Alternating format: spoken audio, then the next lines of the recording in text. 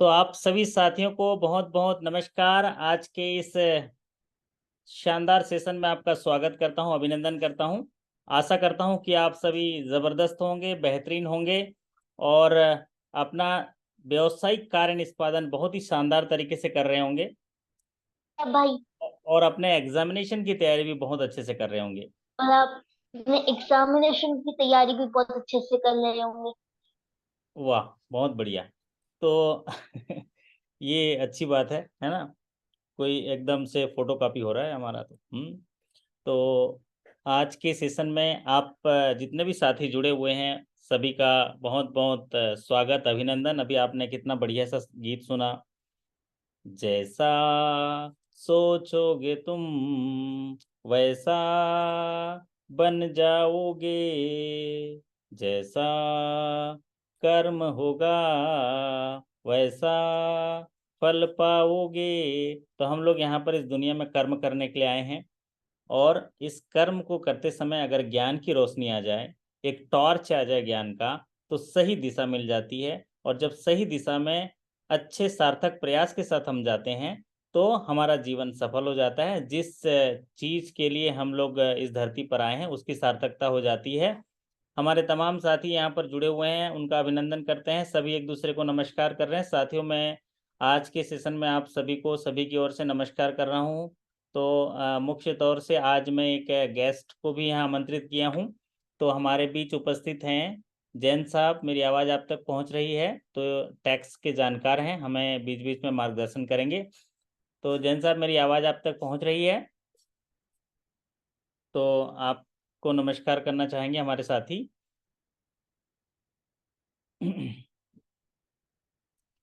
अच्छा, मेरी आवाज़ पहुँच रही है जैन साहब? नीलेश जैन साहब हैं?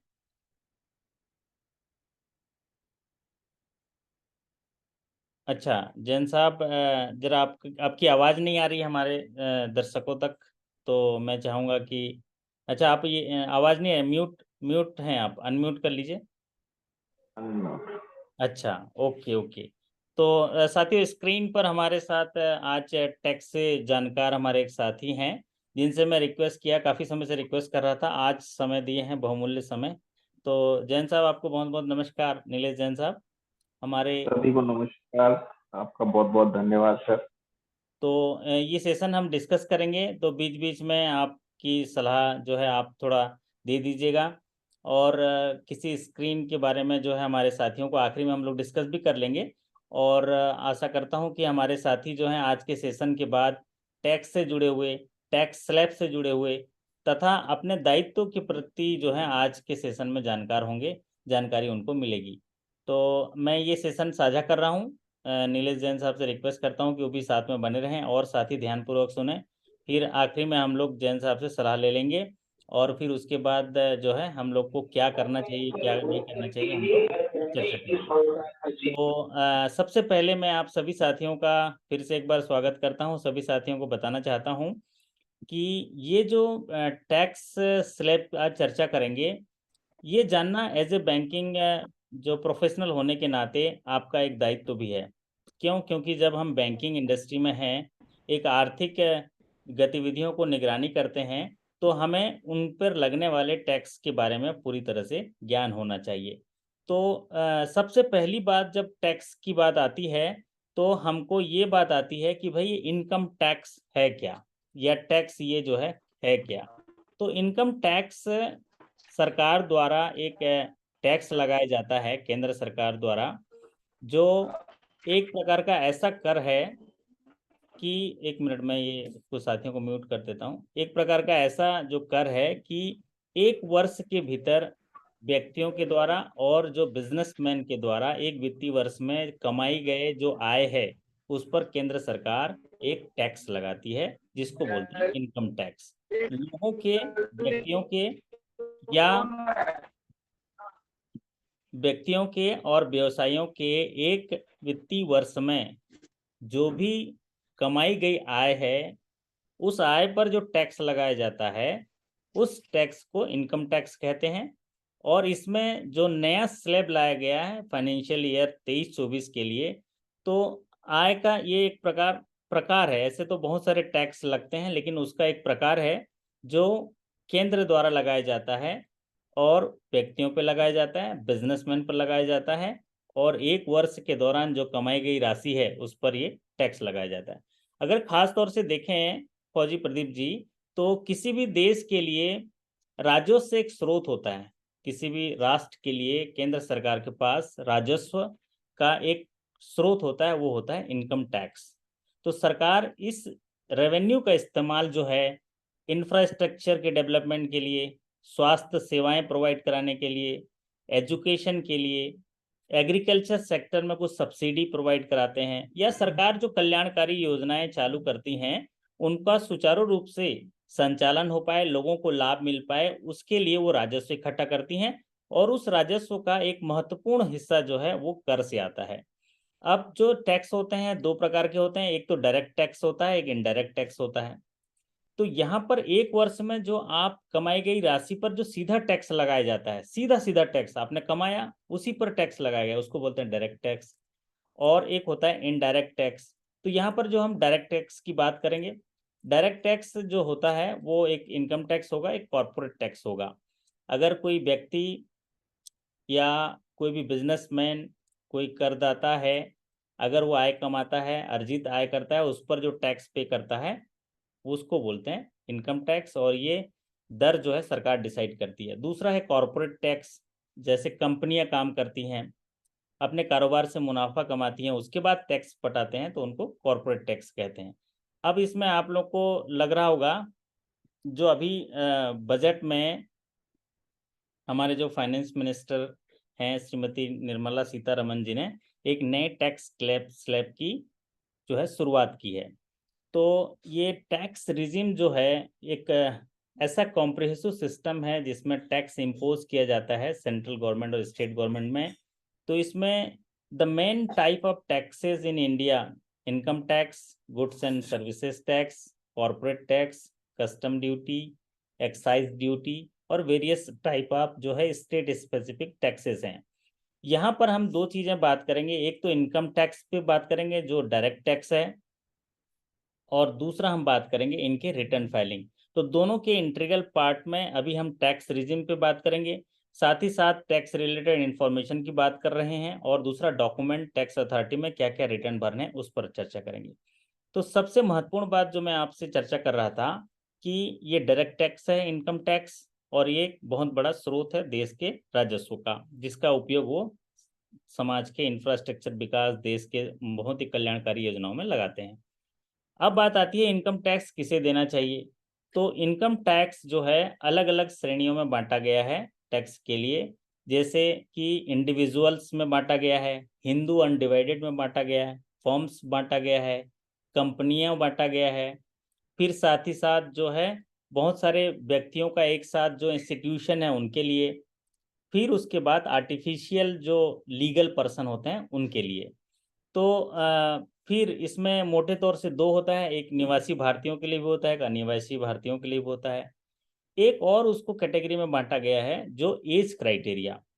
अगर 60 साल से कम आयु के व्यक्ति हैं उस कैटेगरी के लिए भी ये रेट स्लैब्स वगैरह अलग होते हैं। 60 साल से ज़्यादा और 80 साल से कम है तो उनको भी एक अलग श्रेणी में बांटा गया है। साथ ही साथ 80 साल से ऊपर के हैं तो उनके लिए भी एक अलग श्रेणी में बांटा गया है। अब ये जो मुख्य प्रकार होते हैं आय के, जैसे कि अभी हम आय की बात करते हैं, इसमें क्या बोले हैं फौजी प्रदीप जी, ये कौन सा टैक्स है, इनकम टैक्स कौन सा टैक्स है? ये इनकम टैक्स डायरेक्ट टैक्स होता है सर जो। Okay, income tax direct tax होता है, और मैंने बताया कि किसी व्यक्तियों के द्वारा, व्यवसायी के द्वारा एक वित्तीय वर्ष में जो कमाई गई राशि है उस पर जो टैक्स लगेगा उसको इनकम टैक्स कहते हैं। अब इसके जो आय के प्रमुख स्रोत क्या है जिस पर टैक्स लगेगा? मान लीजिए हमारे फौजी प्रदीप जी हैं, ये फौजी हैं, अगर ये बचत खाते में अगर पैसा रखे हैं तो उसका इंटरेस्ट मिलता है, तो भी क्या हुआ, आय हुआ ना। फिक्स डिपॉजिट है, अगर फिक्स डिपॉजिट में इंटरेस्ट इनकम हो रहा है तो उसमें इनकम टैक्स लगेगा। लॉटरी से अगर कोई पैसा जीता है इन्होंने तो इस पर टैक्स लगेगा। साथ ही साथ अगर घर संपत्ति से अगर कोई आय हो रहा है तो भी टैक्सेबल होगा, घर बनाया और उससे संपत्ति से आय हो रहा है। तो ये अलग अलग स्रोत हैं। साथ ही पूंजीगत लाभ से आय हो रहा है। पूंजीगत लाभ क्या होता है फौजी प्रदीप जी, ये भी आपको इंटरव्यू में पूछा जाएगा। पूंजीगत लाभ जिसे कैपिटल प्रॉफिट भी कहते हैं। मान लीजिए आपने म्यूचुअल फंड में पैसा लगा दिया, शेयर में पैसा लगा दिया, है ना, कहीं पर गृह संपत्ति लगा दिया, मतलब घर खरीदने के लिए संपत्ति लगा दिया, तो ये होता है कैपिटल जो इन्वेस्टमेंट होता है। तो इसको खरीदी बिक्री करने में जो आय होगा वो भी टैक्स के लिए है।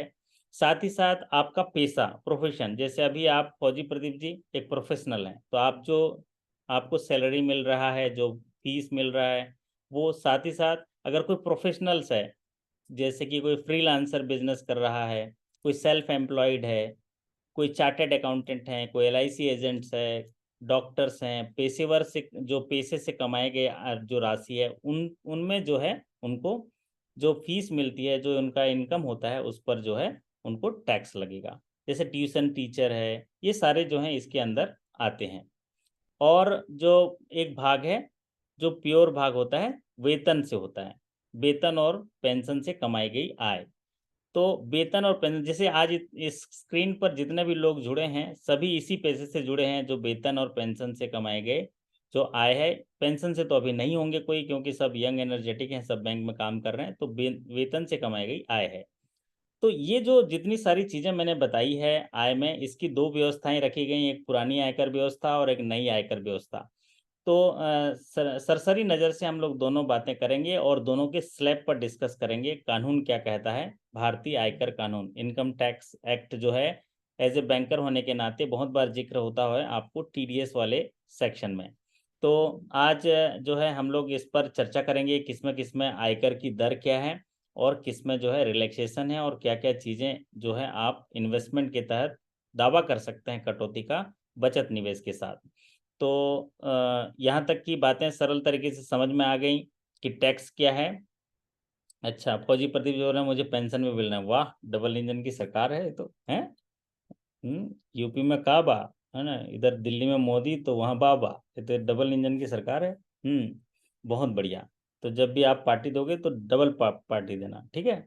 तो फाइनेंस मिनिस्टर निर्मला सीतारमन जी ने बजट पेश किया 2023-24 का, और उन्होंने बहुत सारे अनाउंसमेंट किए फाइनेंशियल रिफॉर्म्स के लिए, जॉब क्रिएशन के लिए, सस्टेनेबल क्रेडिट ग्रोथ के लिए, और स्मॉल जो सेविंग स्कीम्स के लिए, साथ ही साथ महिला सम्मान के लिए। और सप्तऋषि बजट के साथ अमृत काल में बहुत सारे अनाउंसमेंट किए। उसी अनाउंसमेंट में से एक अनाउंसमेंट था जो खास था, वो था introduction of new tax regime. और न्यू टैक्स रिजीम जो है वो टैक्स को सिंप्लीफाई करेगा और जो टैक्स पेयर के कंप्लायंस है उसको कम करेगा। इस आधार पर, इस उद्देश्य के साथ इसको इंट्रोड्यूस किया गया था। और ये न्यू टैक्स रिजिम जो है, under section 115 BAC the majority of tax payer filed their ITR under the old regime. ये टैक्स रिजिम्स के बारे में हम लोग जानेंगे जो यूनियन बजट 2023-24 में रिवाइज किया गया। तो अब बात करते हैं ये टैक्स स्लैब। तो जैन साहब आप हैं, मैं थोड़ा माइक ऑन कर लीजिए। यहाँ पर हम न्यू रिजिम्स के बारे में यहाँ पर चर्चा कर रहे हैं इस स्क्रीन पर। तो न्यू रिजिम में ये बात इंट्रोड्यूस की गई है कि जो एग्जिस्टिंग रेट है वो income tax up to 15 lakhs INR में, और न्यू टैक्स रिजिम के बारे में, तो वो थोड़ा इसके स्क्रीन के बारे में थोड़ा चर्चा कर दीजिए जैन साहब। 1 मिनट। जी, स्क्रीन आप विजिबल हो पा रहे हैं आपके पास? हाँ हाँ, नहीं मैंने मेरे पास खोल लिया अलग से। ओके ओके, बहुत बढ़िया। तो अभी तक मैंने जितनी बातें बताई वो सभी साथियों को समझ में आ गया। जस्ट टैक्स के बारे में सामान्य जानकारी थी। थोड़ा स्लैब के बारे में बता दीजिए, क्योंकि एक बात तो हमने यहाँ क्लियर कर दी हमारे साथियों को कि साल भर में, वित्तीय वर्ष में जो कमाई होती है उस पर डायरेक्ट टैक्स होता है, इनकम टैक्स। उसके अलग अलग हमने क्लासिफिकेशन बता दिए, कैटेगरी बता दिए और स्रोत बता दिए।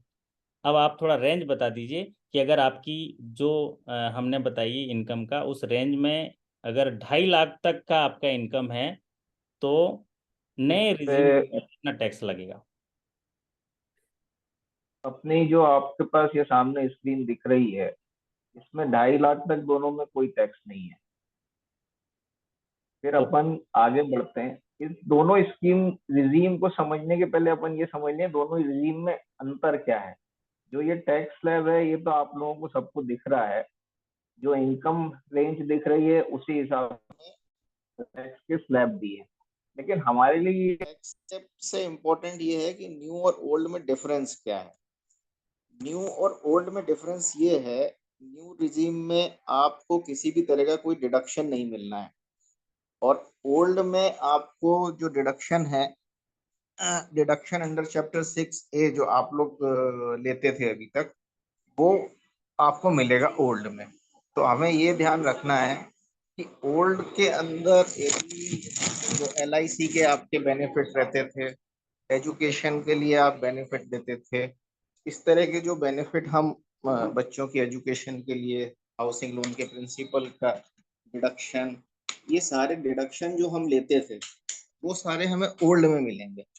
न्यू में ऐसा है, सरकार ये कहती है आपको किसी तरह का इन्वेस्टमेंट करने की कोई जरूरत नहीं है, आप कोई इन्वेस्टमेंट मत कीजिए, कुछ मत कीजिए, आप कमाइए, न्यू रिजीम में कम स्लैब में टैक्स दीजिए, कोई बचत नहीं करना है, और खाइए पीजिए मजे कीजिए। जब आप खर्चा करेंगे गवर्नमेंट की इनकम बढ़ेगी, दूसरों की इनकम बढ़ेगी, गवर्नमेंट को टैक्स मिलेगा, तो कहते हैं अब डिपॉजिट और उन सब की चिंता से निश्चिंत हो जाइए। तो जो लोग डिपॉजिट नहीं करते हैं और जिनकी 12-15 लाख के आसपास की इनकम है, उनके लिए ओल्ड ठीक है। जो डिपॉजिट नहीं करते हैं उनके लिए न्यू सही है। जो यहाँ वहाँ इन्वेस्टमेंट करते हैं, बाकी सारी चीजें करते हैं, उनके लिए भी 12 से 15 लाख तक की लिमिट में ही फायदा है। उसके ज्यादा में न्यू टैक्स रिजीम में ही आपको टैक्स का बेनिफिट मिलेगा। तो जिस जिसकी जैसी इनकम है, एक बार आप अपनी रिजीम में उसको चेक कीजिए, डिडक्शंस वगैरह। यदि आपने फॉर्म 16 के लिए कैलकुलेशन जब साल के शुरू में दे रहे हैं, उस समय जो दिया है, यदि आपने गलत भी दिया है, तो इनकम टैक्स रिटर्न यदि अभी आप फाइनल करते हैं, तो जिस रिजीम में आप बेटर आ पा रहे हैं उस रिजीम को ऑप्ट कीजिए और अकॉर्डिंगली अपना रिटर्न फाइल कीजिए। तो यदि आपका टैक्स ज्यादा कट भी गया है तो वो आप रिफंड ले सकते हैं। हेलो। ओके। जैन साहब, हम थोड़ा सा ये इसमें हमारे साथियों को बताइए कि जो जी। यहाँ दोनों स्क्रीन तो क्लियर है कि यहाँ पर जैसे नए रिजिम में दिख रहा है स्लैब के हिसाब से, तो वहाँ पर थोड़ा टैक्स का परसेंटेज है वो कम रखा गया है ना। लेकिन हाँ, 7.5 लाख तक पहले 20% लगता था, जो अभी नए टैक्स दस रिजिम में परसेंट वो कटता है। 10% है। अब अब इसको मैं अपन इस हाँ, एग्जाम्पल से समझ लेते हैं थोड़ा एग्जाम्पल। सा। हाँ। जैसे 7.5 लाख का यदि हम माने, कोई बंदा कोई भी इन्वेस्टमेंट नहीं करता है, मतलब वो LIC में इन्वेस्ट नहीं करता, उसके बच्चे नहीं है तो ट्यूशन फीस का खर्चा नहीं है, एक बंदे की नई नई नौकरी लगी है और उसकी 7.5 लाख की इनकम हम मान लेते हैं। अब यदि 7.5 लाख की इनकम है उसकी, तो उसके ऊपर टैक्स कितना लगेगा? 2.5 से 5 लाख तक तो 5-5% ही है। ठीक है। तो 2.5 लाख के ऊपर 5% हो गया आपका 12,500 रुपये। और ओके। 5 से 7.5 लाख तक एक में 20% है, मतलब 2.5 लाख पे 20% हो गया 5 लाख, 50,000। 50,000। 50,000 और 12.5, 62,500 आपका ओल्ड रिजीम में लग रहा है। ओल्ड रिजिम में लग गया। जबकि नई रिजीम में 2.5 लाख पे 10%, 25,000 और 12.5, तो 62,000 और 37,500, ओके। 25,000 का सीधे सीधे अंतर है। ये 10% के स्लैब का 7.5 लाख, 7.5 लाख तक। अब ओके। इसमें यदि कोई बंदा है, वो यदि इन्वेस्टमेंट करता है, LIC में 1.5 लाख का इन्वेस्टमेंट कर दिया, तो उसकी इनकम 7.5 लाख से सीधे घट के 6 लाख हो जाएगी।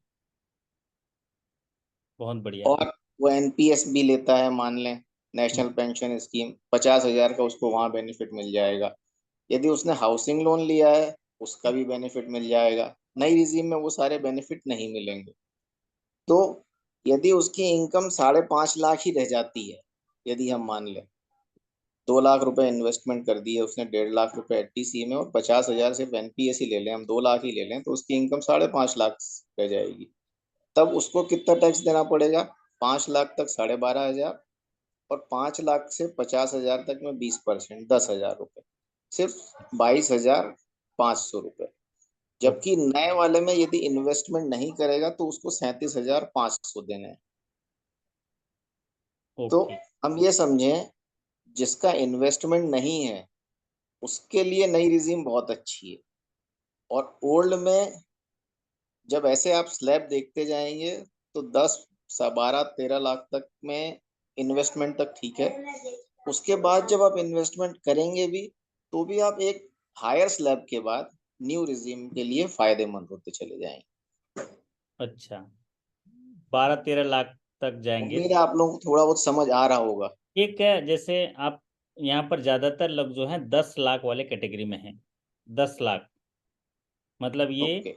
7.5 लाख से लेके 10 लाख तक, यहाँ तक जितने लोग भी हैं यहाँ पर आज सेशन में, तो उसमें से 90% ये 7.5 लाख से 10, ये इस कैटेगरी में है। मतलब मंथली तो 1 लाख के उसमें पैकेज में है।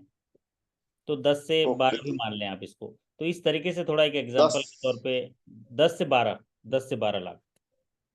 10 से 12 लाख तक के जो लोग हैं, यदि उनका एलटीसी में डिडक्शन है 1.5 लाख रुपए हम्म। और 50,000 एनपीएस और है, तो यदि 12 लाख की यदि हम इनकम को देखें, 2 लाख का हम डिडक्शन हटा दें, तो हमारा 10 लाख के ऊपर जो टैक्स आएगा ओल्ड रिजीम में, वो आ जाएगा 2.5 लाख पे 20%, 50,000। हम्म। 5 से 7.5 तक में 2.5 लाख पे 20%, वो भी 50,000। 1 लाख और 12,500, तो आपको 1,12,500 बनता है ओल्ड के लिए, ओल्ड के लिए। ओल्ड रिजीम में। हाँ। जबकि नई रिजीम में वही 12 लाख वाले को 5 से 7.5 तक में 10%, 25,000, और 7.5 से 10 लाख, 2.5 लाख पे 15%।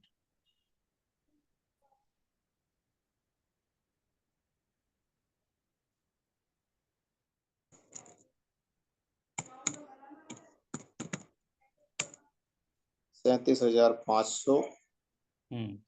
25,000 और 5%।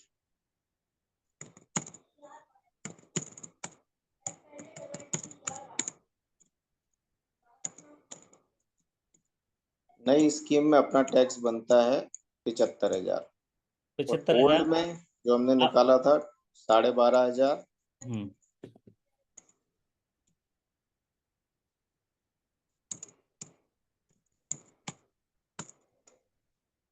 5 से 7.5 तक में 20%, 2.5 लाख पे 25,000, सॉरी 50,000,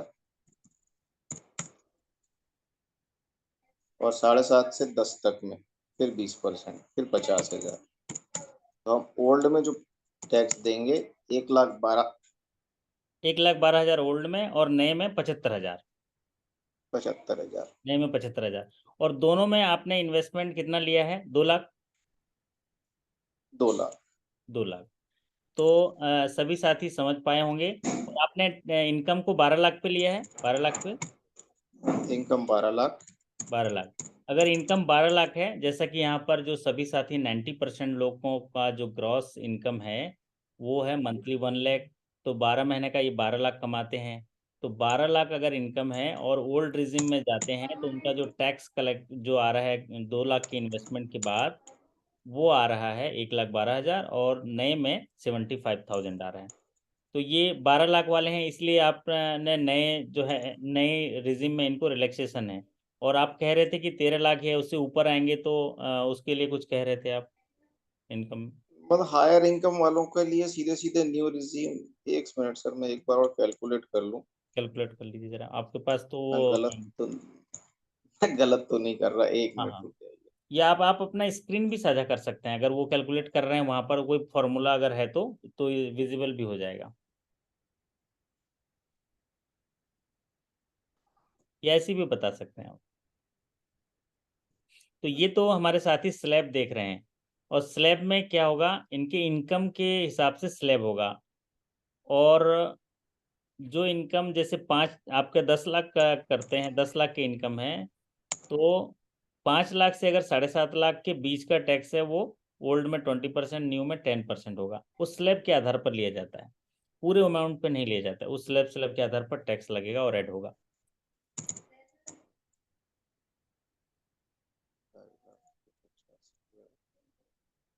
तो इसका तो एक जैसे कि हम साइड में गूगल वगैरह में एक एक्सेल का पैकेज भी होता है ना नीलेश जी? तो हाँ उसमें जी, हाँ जी, हाँ जी। स्लैब डाल देने से पूरा चीज़ कैलकुलेट कर लेता है।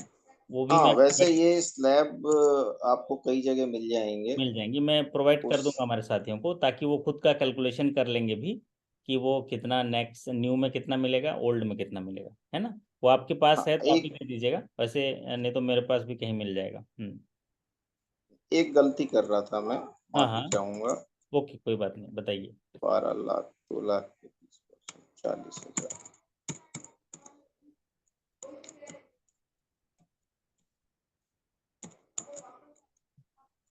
12 लाख तक की किसी की इनकम है तो उस हम्म, पे 2 लाख इन्वेस्ट करने के बाद 10 लाख पे ओल्ड पे बनेगा टैक्स 1,12,500, और ठीक है। न्यू पे बनेगा 1,15,000। अच्छा, न्यू पे तो 1,15,000। 12 लाख जो मैं कह रहा था, 10 से 12 लाख का जो स्लैब होगा उसमें यदि आप इन्वेस्टमेंट करते हैं तो आपके लिए ओल्ड रिजीम बेहतर है। ओल्ड में आपका टैक्स बनेगा 1,12,500 और न्यू में 1,15,000। हाँ, ये एग्जैक्टली सही है। जबकि 13 13 लाख से ऊपर जो है न्यू रिजिम अच्छा रहता है ना? हाँ, 13 से ऊपर में आपके लिए न्यू रिजीम बेहतर रहेगा। बेहतर रहेगा। लेकिन एक बात ये भी तो है नीलेश जी कि ये जो ओल्ड रिजिम है ये अभी के लिए है, अगला जो फाइनेंशियल ईयर आएगा फिर उसके बाद तो न्यू रिजिम ही हो जाएगा, है ना? फिर अधिकतर न्यू रिजीम ही बेनिफिशियल रहेगी। है ना? तो लेकिन उसमें ये है सर, उसमें क्या है, जो डिडक्शंस के बेनिफिट है ना, यदि आप कम रेंज में हैं और आपके डिडक्शन ज्यादा हैं, आपके इन्वेस्टमेंट ज्यादा है, एनपीएस है, हाउसिंग लोन है, ज्यादा है, तो हम्म, आप कम रेंज में हो सकता है तब भी ओल्ड में ही बेहतर रहें। ओके। तो ये ओल्ड रिजिम्स का कुछ टाइम है ना, उसके बाद ये ओल्ड रिजिम हटा देगा, न्यू रिजिम ही होगा? अभी ये चल रहा है, अभी ये फाइनल नहीं किया है, अभी अगले डेट नहीं साल भी बताया है उन्होंने। अपना पास। अब जब हाँ। भी सीतारमन जी की मेहरबानी हो गई, हम्म। वो जब हटा देंगी तो सबके लिए एक ही प्लेटफॉर्म पे सारे आ जाएंगे। ओके। अभी तो ये चल रही है। तो अब हम इसको आगे नेक्स्ट स्लाइड पे जाते हैं। इस स्लाइड में एक और बात आती है, जैसे कि आप कह भी रहे थे कि 7 लाख तक अगर इनकम है तो आपको टैक्स नहीं करना है, तो वो थोड़ा समझा दीजिए।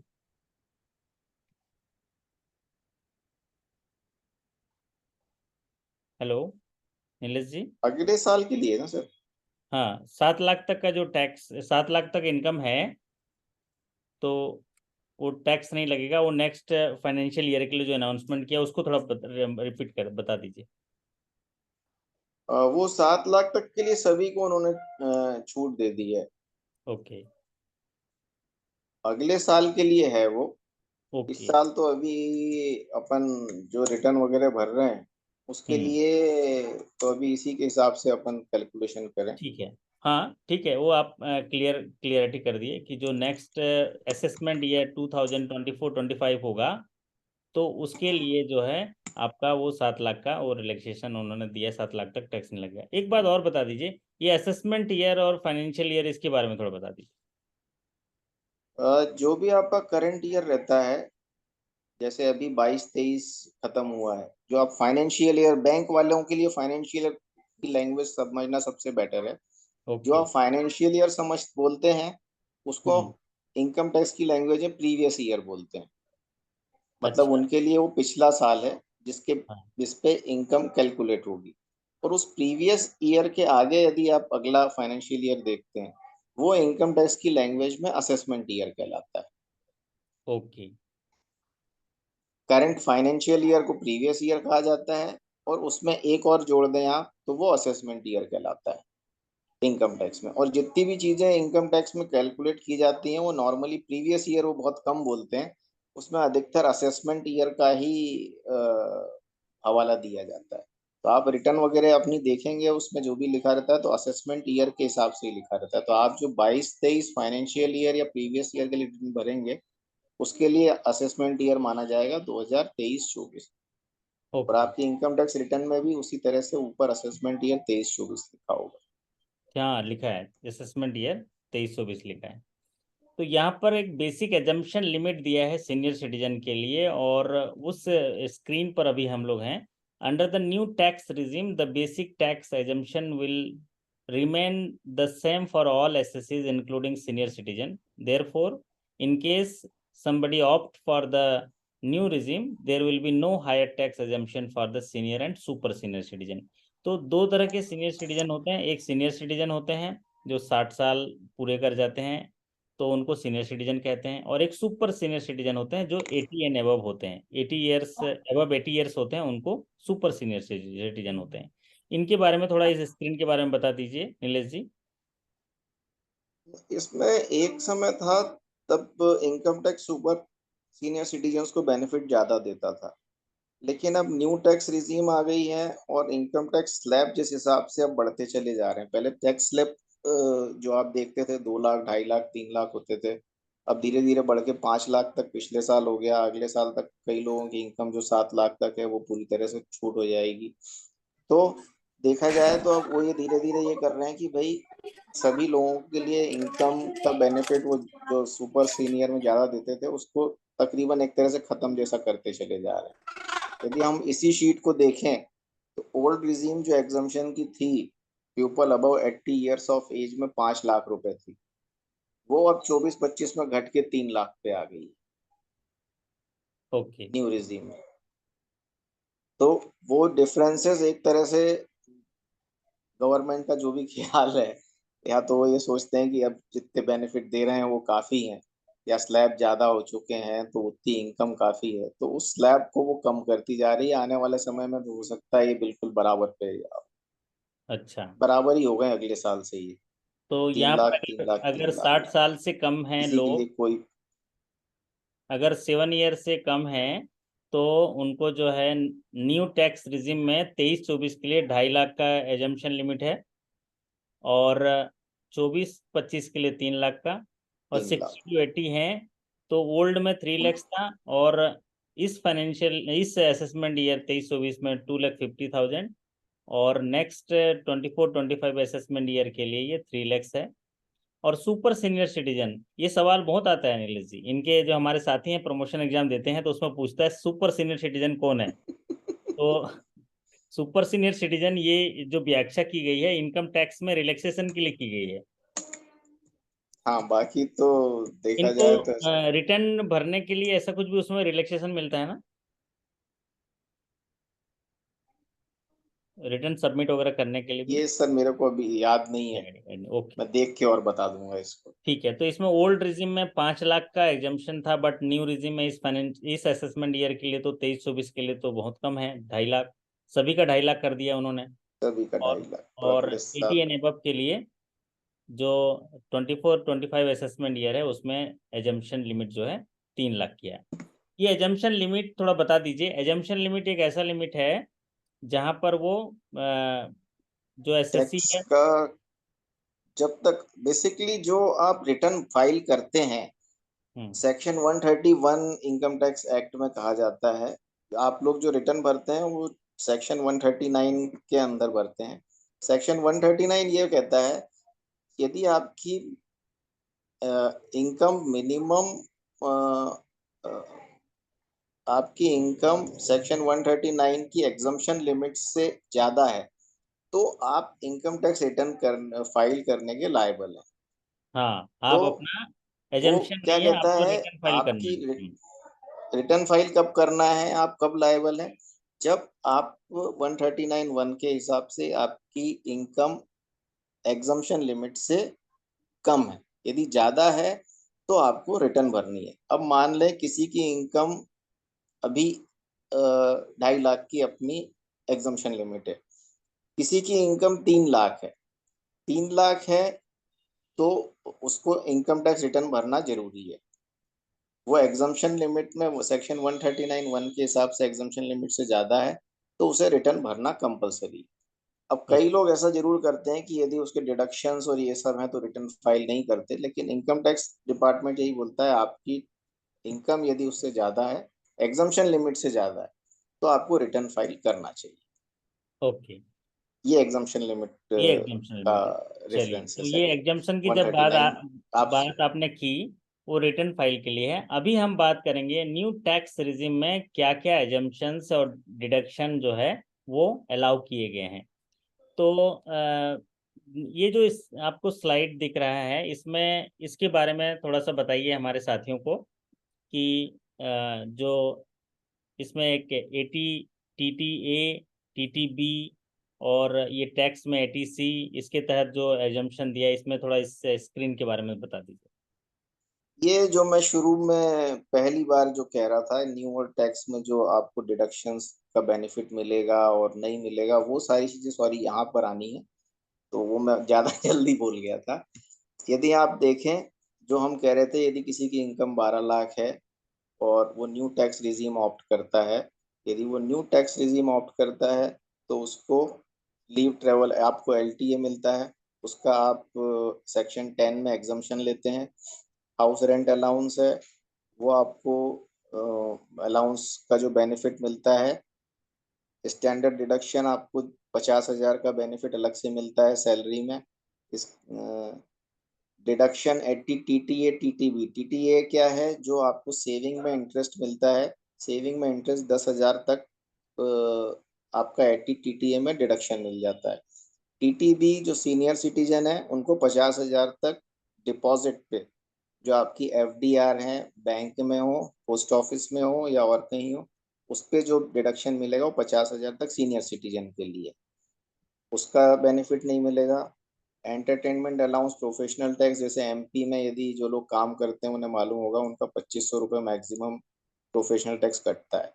ये प्रोफेशनल टैक्स स्टेट वाइज अलग अलग है, उनके स्लैब अलग अलग है, तो उसका जो डिडक्शन होगा वो आपको सेक्शंस आपका फॉर्म 16 में सेक्शन 16(3) में ये आपको मिलता है, और 16(1) में स्टैंडर्ड डिडक्शन मिलता है 50,000 का। Okay. Tax relief on interest paid on home loan, ये जो आपने हाउसिंग लोन यदि कोई लेता है, पहले लोग क्या करते थे, हाउसिंग लोन इसीलिए लेते थे इसका बेनिफिट मिलेगा। न्यू रिजीम में आपको हाउसिंग लोन लेने की कोई जरूरत नहीं है, क्योंकि उसमें कोई बेनिफिट आपको नहीं मिलना है। फैमिली पेंशन जिसकी रहती है, फैमिली पेंशन किसको मिलती है, जिसके यहाँ जो मेन कमाने वाला है वो नहीं रहता, तो उसके घर में जो आश्रित लोग रहते हैं, डिपेंडेंट हैं, उनके फैमिली में वाइफ या बच्चे, उन्हें जो फैमिली पेंशन मिलती है उस पर जो रिडक्शन, स्टैंडर्ड डिडक्शन सैलरी पे 50,000 मिलता है, ठीक उसी तरह का ये एक तरह से स्टैंडर्ड डिडक्शन है जो फैमिली पेंशन को मिलता है। लेकिन फैमिली पेंशन इनकम में अदर सोर्स में काउंट की जाती है, उसे सैलरी में नहीं लिया जाता। और ओके। फिर टैक्स सेविंग इन्वेस्टमेंट, ये आप सभी लोगों को बहुत अच्छे से शायद पता होंगे, एलआईसी के अंदर जो मिलते हैं आपको। एटीसी में जो मैक्सिमम रहते हैं, एलआईसी हो गया, ट्यूशन फीस हो गया। एटीडी आपका मेडिक्लेम के लिए, मेडिक्लेम इंश्योरेंस पॉलिसी आप लोग लेते हैं, कभी बीमार पड़ जाए तो उसके सामने जो बेनिफिट मिलना है। एटीई जो एजुकेशन लोन, एजुकेशन लोन आप अपने लिए लेते हैं तो उसके इंटरेस्ट का जो बेनिफिट मिलता है वो एटीई में मिलता है। एटीसीसीसी, एटीसीसीडी, एनपीएस हो गया, एटीडीडी, एटीडीडीबी, ये कई सारे सेक्शन हैं फिर जिनके अंदर अलग अलग तरह के बेनिफिट मिलते हैं। वो सारे बेनिफिट आपको इसमें नहीं मिलेंगे यदि आप न्यू रिजीम के अंदर अपनी रिटर्न फाइल करते हैं। अच्छा, तो ये जो जितनी ध्यान सारी से इस चीजें आप लिस्ट को बताई देख हैं, लें, ये बड़ी अच्छी शीट है, हाँ, काफी जितनी, अच्छी बनाई हुई है बाका जी ने, इसमें सारी चीजें बहुत अच्छे से कवर की हैं। हाउसिंग लोन का इंटरेस्ट का इसमें बेनिफिट नहीं मिलना है, स्टैंडर्ड डिडक्शन का 50,000 का बेनिफिट नहीं मिलना है, आपको सैलरी में जो अलाउंसेस मिलने हैं उनके बेनिफिट नहीं मिलने हैं, उसके बाद जो डिडक्शंस हैं उनके बेनिफिट नहीं मिलने। ओके। क्या मिलेगा वो हम दूसरी शीट में देखते हैं। What is covered in new tax regime. Income from life insurance, life insurance से इनकम हो रही है। Money received as a scholarship for education, leave encashment on retirement, agriculture, standard deduction on rental income and standard deduction of INR.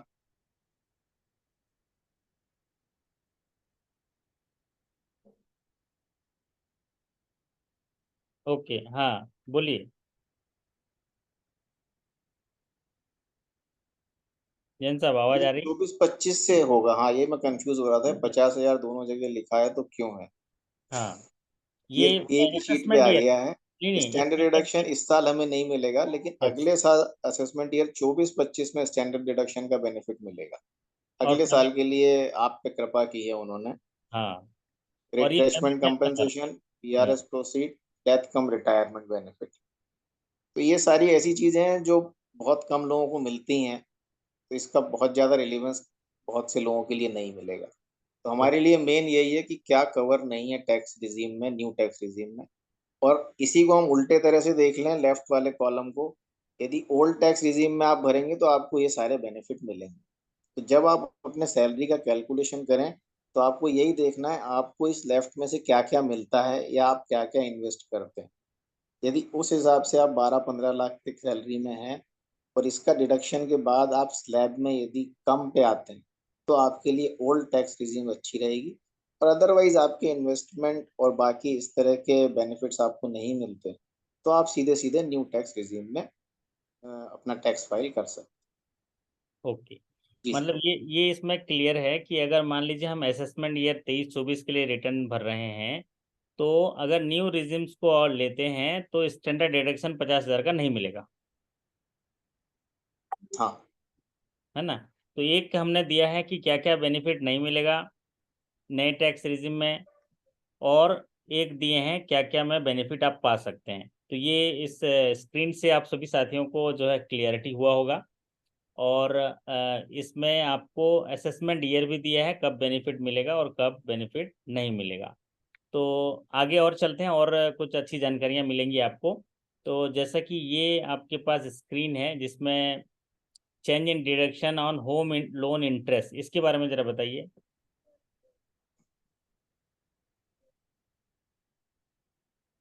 No claim of home loan interest on self occupied house property. जो व्यक्ति, ये हाँ ये ऊपर आ गया है sir अपना। No आ गया क्लेम है। Of home loan interest on self occupied property individual taken a home loan on the self occupied interest on it cannot claim that interest deduction under section 24। हाँ, वो आपने बता दिया कि ये नए टैक्स रिजिम में कवर नहीं होगा। हाँ जी, उसमें बेनिफिट नहीं मिलना है वहां पे। बेनिफिट नहीं मिलेगा। तो जैसा आपने कहा कि होम लोन लिए तो उसका इंटरेस्ट का बेनिफिट मिलता था, है ना? और वो क्लेम है इस जो है नेक्स्ट न्यू टैक्स रिजिम में नहीं मिलेगा। हाँ जी। ओके, और एक बात और कही गई है कि न्यू टैक्स रिजिम में जो लॉसेस फ्रॉम हाउस प्रॉपर्टी दिखाते थे, तो it can only be set up against other income from house property. ये थोड़ा डिस्क्राइब कर दीजिए, क्या कह रहा है ये, थोड़ा सरल तरीके से। Losses from property can only be set off again. ये जो अभी तक होता था ना, हम अभी तक जब आपका हाउसिंग लोन लिया आपने, हाउसिंग लोन का इंटरेस्ट जो था, आपको सैलरी इनकम हो रही है, हम्म, सैलरी इनकम है तो आप सैलरी के सामने हाउस लोन के इंटरेस्ट का बेनिफिट ले लेते थे। आप ठीक। 2 लाख तक की इसकी लिमिट थी। लेकिन नए उसमें रहेंगे तो आप सिर्फ हाउस प्रॉपर्टी यदि है, इनकम है हाउस प्रॉपर्टी से, तो ही हाउस प्रॉपर्टी का जो लॉस है, मतलब ये इंटरेस्ट है, तो उससे बेनिफिट आप उससे माइनस कर सकते हैं। अदरवाइज इसका बेनिफिट नहीं मिलेगा। अच्छा, तो वो 1.5 लाख तक था मैक्सिमम, वही है? हाँ, वो 2 लाख की लिमिट अभी वही है हाउसिंग लोन के दो इंटरेस्ट की। लाख हाँ। तो इसमें ये हुआ कि पहले क्या होता था, जो हाउस में प्रॉपर्टी में लॉस होता था या इंटरेस्ट होता था, इनकम से माइनस हो जाता था। इनकम से नहीं होगा, अगर उसी प्रॉपर्टी से कोई इनकम हो रहा है उसी से ही माइनस होगा वो। या दूसरी हाउस प्रॉपर्टी है आपकी, मान हम्म। लें आपके पास 4 हाउस प्रॉपर्टी है, 3 हम्म। से आपको इनकम हो रही है और एक आपने नई हाउस प्रॉपर्टी ली है, वो उस पे आप इंटरेस्ट भर रहे हैं, तो हम्म। वो आप दूसरे 2-3 प्रॉपर्टी से आप सेट ऑफ कर सकते हैं। लेकिन ओ, सैलरी या कैपिटल गेन या अदर सोर्स, इस सब से किसी से आप उसको एडजस्ट नहीं कर सकते। नहीं कर सकते, हाँ क्लियर बात। अपनी इनकम से एडजस्ट नहीं कर सकते, उसी प्रॉपर्टी से अगर इनकम हो रहा है तो उसी से राइट ऑफ सेटअप कर सकते हैं, सेटअप कर सकते हैं उसी ना? मतलब हाउस प्रॉपर्टी में ही कोई और प्रॉपर्टी भी है तो हाउस प्रॉपर्टी की इनकम से सेट ऑफ कर सकते। ओके, बहुत बढ़िया। चलिए, तो यहाँ पर जरा ये स्क्रीन में फटाफट थोड़ा बता दीजिए कि यहाँ पर बात की गई है deduction for first time home buyers, जो पहली बार घर खरीदते हैं उनके लिए डिडक्शन। ये बहुत से लोगों को नहीं पता रहती है।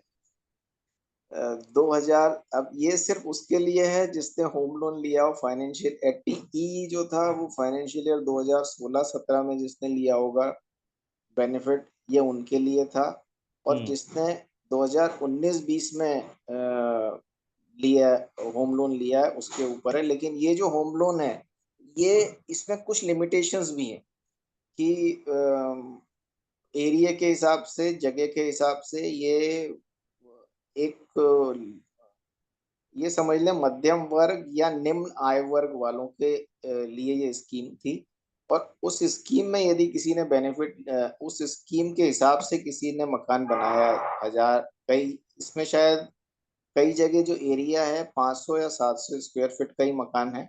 और हाउसिंग लोन की जो अमाउंट है वो भी लिमिट में अलग अलग जगह 20-25 लाख का है शायद। तो उसमें जो बेनिफिट है तब वहां पर उनको 80E और 80EA का बेनिफिट मिलेगा। मतलब ये आपको जो हाउसिंग लोन इंटरेस्ट है 1.5 लाख का, उसके अलावा आपको 2 लाख का, उसके अलावा इसमें आपको इंटरेस्ट मिलेगा। तो ये केस मोस्टली मुझे लगता है मेट्रो सिटीज में जिनके छोटे मकान हैं लेकिन हाउसिंग लोन अमाउंट ज्यादा होगा, तो वहां उन लोगों के लिए सिर्फ बेनिफिट मिलेगा। बाकी अदरवाइज ये बहुत कम जगह फायदा मिलेगा। ओके, लेकिन एक बात इसमें देखिए, income from house property old tax regime में वो एलिजिबल था, मतलब एप्लीकेबल था। अभी नए टैक्स में वो उसका कोई भी उपयोग कवर नहीं हो रहा है। वैसे तो हाँ, नए में तो सभी चीजें खत्म कर दी हैं, तो इसका भी कोई मतलब नहीं। एक चीज रखा है इसने, लेट आउट हाउस प्रॉपर्टी, घर बना के उसको किराए पर दे दीजिए, उसी को उन्होंने एलिजिबल किया है। जो हाँ लास्ट जी, कॉलम देखिए, मतलब वही जो आप कह रहे हैं कि उसमें अगर कोई लॉसेस हो रहा है तो आप उसकी इनकम से ही set let out. Out house property तो वो हो गई। मतलब एक तरह से आप ये समझ लें, आप घर बनाते हैं या खरीदते हैं और किराए पे देते हैं, तो वो हम्म। आपका बिजनेस जैसा हो गया। उसमें ओके। तो आपको सारी चीजें मिलती चली जाएंगी क्योंकि आपने लेट आउट किया है। तो हम्म। वहां आपको बेनिफिट सारे मिलते चले जाएंगे। ओके, चलिए बहुत बढ़िया। अब बात करते हैं ये डिडक्शन के बारे में, थोड़ा सा बता दीजिए कि जो बिजनेस एक्सपेंडिचर होते हैं उसमें न्यू टैक्स रिजिम में कुछ एडिशनल डिप्रिसिएशन दिया है अंडर सेक्शन 32 में, इन्वेस्टमेंट अलाउंस अंडर 32 AD में। थोड़ा मोटा मोटी सरल तरीके से ये जो डिडक्शंस है ये किस तरीके से काम मतलब देखते हैं इसको, इसको बता दीजिए, जो अलाउड नहीं है बोल रहा है बिजनेस इनकम के लिए।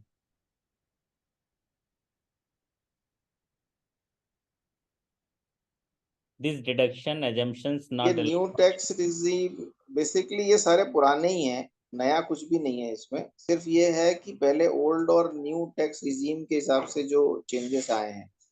तो यदि आप न्यू टैक्स रिजीम में जाएंगे तो डेप्रिसिएशन आपको एडिशनल जो सेक्शन 32 में मिलता था, इन्वेस्टमेंट अलाउंस, जो इन्वेस्टमेंट जिसने किया है उसके लिए 32 AD में कुछ लॉज हैं, उसके हिसाब से इन्वेस्टमेंट अलाउंस है। Sector specific business deduction 33AB 33ABA में है। साइंटिफिक रिसर्च, जो कई बिजनेसेस ऐसे होते हैं जिसमें बिना साइंटिफिक रिसर्च के आप काम नहीं कर सकते, जैसे फार्मास्यूटिकल वगैरह हो गए, आईटी के लिए हो गए। ये लोग अपने साइंटिफिक रिसर्च सेंटर अलग अलग खोलते हैं। बड़े बड़े साइंटिफिक रिसर्च में काफी पैसा अलग से लगता है। उसके लिए जो आपको, यदि हम ये समझते हैं हमने बिजनेस शुरू किया और बिजनेस शुरू करने में हमने बिजनेस रिलेटेड कोई भी खर्चा किया, उसका हमें अलाउंस मिले, उसका बेनिफिट मिलेगा। तो ऐसा नहीं है, हर खर्चे के लिए उसमें भी अलग अलग बेनिफिट हैं। साइंटिफिक रिसर्च के लिए जो एक्सपेंस थे उसको सेक्शन 35 में उन्होंने अलाउ किया था। कैपिटल एक्सपेंडिचर 35 AD में अलाउड किए थे।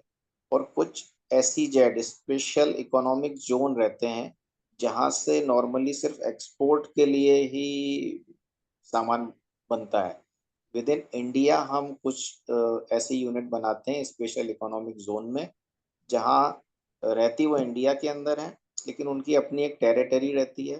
उसमें जितना भी सामान मैन्युफैक्चर किया जाता है वो 100% एक्सपोर्ट के लिए ही बनाया जाता है और वो एक्सपोर्ट ही होता है। तो वहां पे जो बेनिफिट उन्हें एग्जम्पशन सेक्शन 10A में मिलते थे वो नहीं मिलेंगे। तो न्यू टैक्स रिजिम में आपको बिजनेस इनकम में भी नॉर्मली हम ये सोचते थे बिजनेस इनकम में किसी तरह के उन्होंने वो नहीं किया, लेकिन वहां भी उन्होंने ये किया। न्यू टैक्स रिजीम में आप रहोगे तो जैसे सैलरी वालों को ये सारे उन्होंने खर्चे डिडक्शंस छोड़े हैं, इसी तरह उन्होंने बोला है भाई वहां पे न्यू टैक्स रिजीम में जाने पे जो एडिशनल बेनिफिट हमने पास ऑन किए थे वो सारे उन्होंने वहां पे वापस ले। ओके, बहुत बढ़िया। नीलेश जी, एक महत्वपूर्ण बात अब रह गई है, वो है इनकम टैक्स रिटर्न। तो इनकम टैक्स रिटर्न फाइल करना, यहाँ पर जितने साथी हमारे जुड़े हुए हैं उनके लिए तो बहुत ही मैंडेटरी है इनकम टैक्स रिटर्न भरना। तो कई साथी जो हैं इसको किस तरीके से भर सकते हैं उसके बारे में हम लोग यहाँ पर डिटेल चर्चा करेंगे। और इसके बारे में हम लोग जो है नीलेश जी से जानने की कोशिश करेंगे कि इस असेसमेंट ईयर 23-24 के लिए जो फाइनेंशियल ईयर 22-23 का होता है, इसका लास्ट डेट क्या है, और इनकम टैक्स रिटर्न में ये जो ITR 1, 2, 3, 4, 5, 6, 7 है, ये ऑफिशियल पोर्टल ये किस तरीके से कंप्लीट कर सकते हैं, एक व्यक्ति जो है अपनी रिटर्न फाइल जो है कैसे कर सकता है। ज़्यादातर हमारे साथी जो हैं ये देखें कि इस पचड़े में नहीं फंसते, वो रिटर्न फाइल सारा चीज़ फॉर्म 16 वगैरह आता है, लेकिन रिटर्न फाइल खुद कर लेते हैं कई लोग, नहीं तो कई लोग जो है छूट जाता है। तो ये थोड़ा सा बता दीजिए इसके बारे में, रिटर्न फाइल का डेडलाइन, ये सारी चीज़ें। आपके रिटर्न फाइल की डेडलाइन 31 जुलाई है। लास्ट ईयर भी डेडलाइन नहीं बढ़ी थी, उम्मीद है इस बार भी शायद ही बढ़े। यदि कोई मेजर कोई ऐसा कुछ रहा तो हो सकता है मोदी जी रफा कर दें। अदरवाइज उनका ये कहना है आपने ड्यू डेट तक यदि रिटर्न नहीं भरी है तो फिर लेट रिटर्न फाइल होती है 31 दिसंबर तक। और लेट रिटर्न फाइलिंग में ऐसा है जिसकी इनकम 5 लाख तक की है उसको 1,000 पेनल्टी है, और उससे ऊपर 5 लाख 5,000 रुपये पेनल्टी है। तो गवर्नमेंट का इंटेंशन तो ये है कि आप टाइम पे यदि नहीं भर पाए हैं तो गलती आपकी है, आपको भुगतना है। तो आप उसके लिए तैयार रहें, कोशिश करें 31 जुलाई तक अपने डॉक्यूमेंट्स एक बार देख लें और रिटर्न भरने की तैयारी करें। डेडलाइन 31 जुलाई, ये बिल्कुल दिमाग में याद रखें। उसके बाद आप लोगों को जो इनकम टैक्स फॉर्म रहेंगे ITR 1 में आपकी मैक्सिमम चीज़ें कवर हो जाएंगी। ITR 2 में जिसके कैपिटल गेन वगैरह हैं, म्यूचुअल फंड से यदि आपकी इनकम है, शेयर्स वगैरह शेयर्स खरीदते बेचते हैं, और ITR 3 में यदि बिजनेस इनकम होगी, मेरे हिसाब से बिजनेस इनकम वाला शायद ही कोई होगा।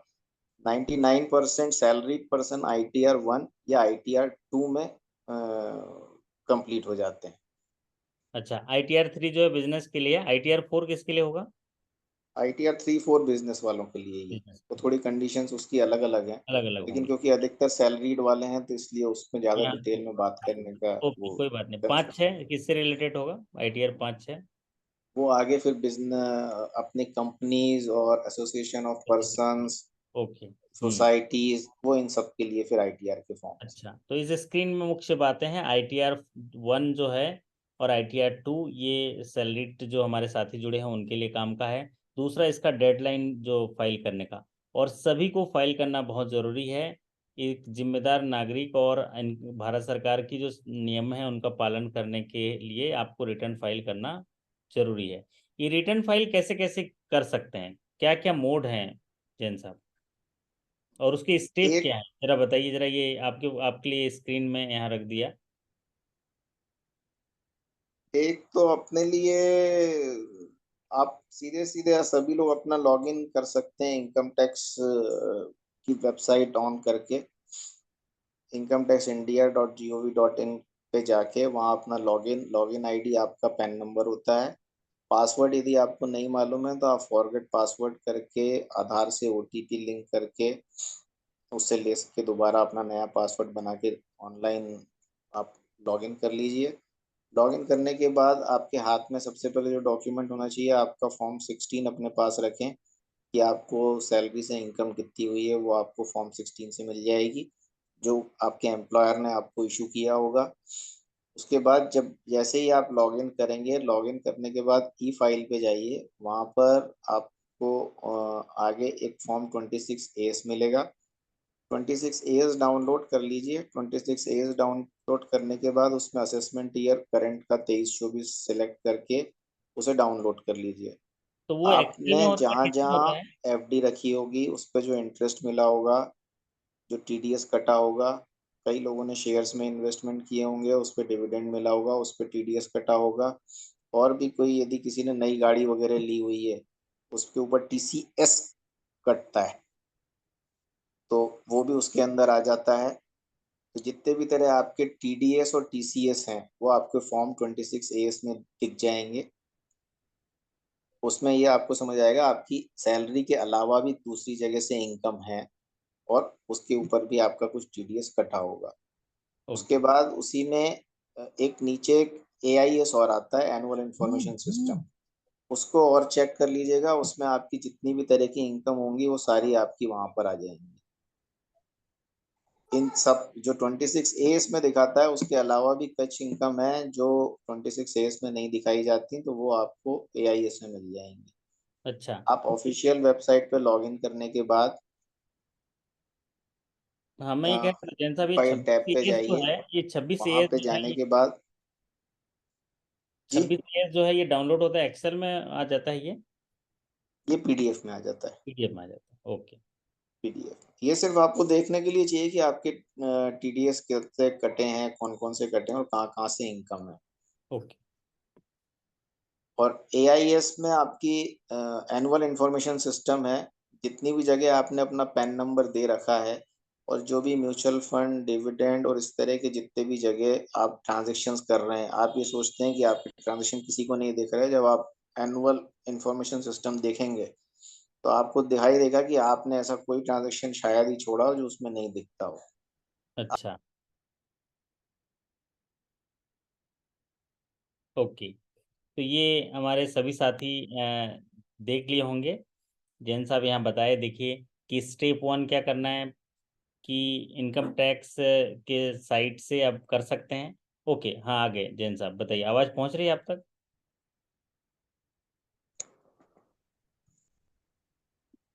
हाँ जैन साहब, मेरी आवाज़ पहुँच रही? हाँ जी सर। ओके, फिर ठीक है, आगे बता दीजिए। एक तो ये हो गया, नेक्स्ट स्टेप आप बता दीजिए। ITR फॉर्म आ गया, स्टेप 8।